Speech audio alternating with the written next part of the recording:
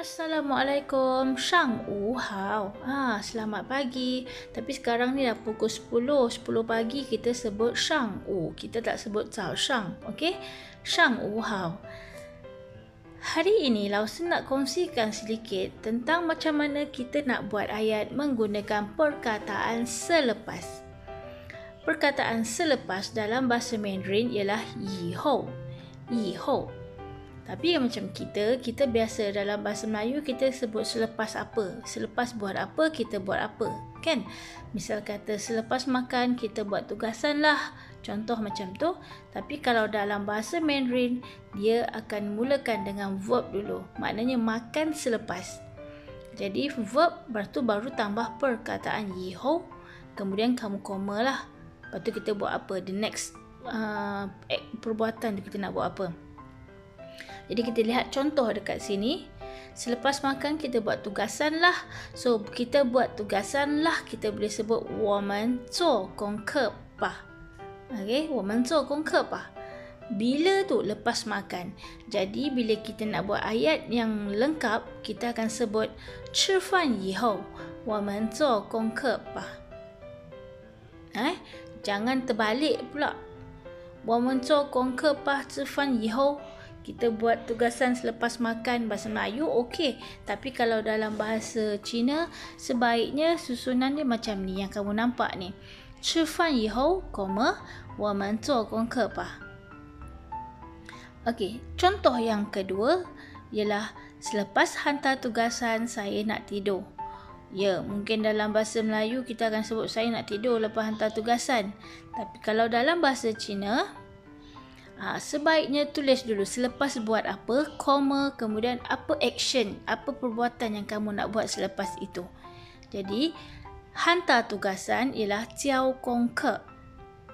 Selepas hantar tugasan, verb dulu baru 以后. Jadi, kamu buat 交功课以后.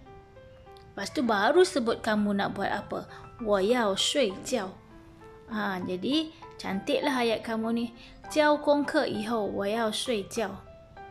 Okey, itu adalah perkataan yihou untuk selepas. Ingat ya, verb baru yihou. Okey. Seterusnya, satu lagi tata bahasa yang mungkin pelajar agak confused ketika nak buat ayat yang panjang, iaitu bersama. 一起iaitu bersama. Dalam hal ini, 一起 mesti disebut dahulu, lepas tu diikuti dengan perbuatan. Macam kita makan bersama, buat kerja sekolah bersama, bincang tugasan bersama-sama. Okey, dia terbalik. Kamu kena 一起 lepas tu verb. Kita lihat contoh. Misal kata buat tugasan, 做功课. So kita sebutlah 一起做功课. Hantar tugasan, 交功课. So kita sebut 一起交功课. Kena ikut subjek verb apa? 一起 verb, 一起 verb. Lepas tu sama-sama buat ulang kaji pelajaran.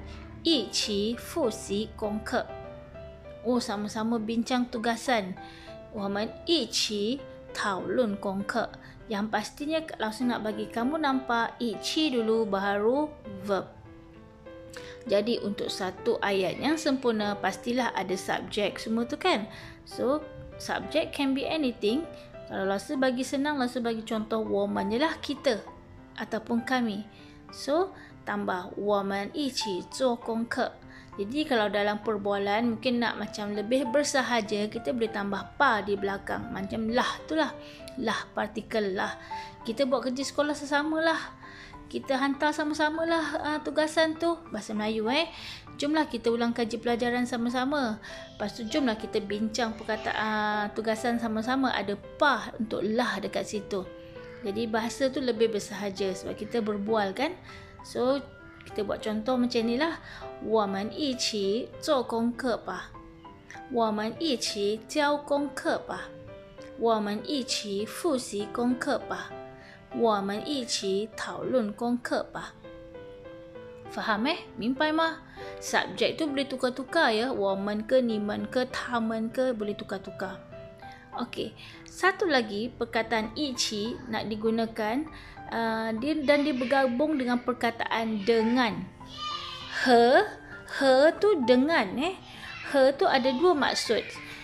Boleh jadi dan boleh jadi dengan juga. He tu ada dua maksud, dan juga dengan. Jadi kalau ada penggunaan ichi tu mestilah jawapan dia dengan lah.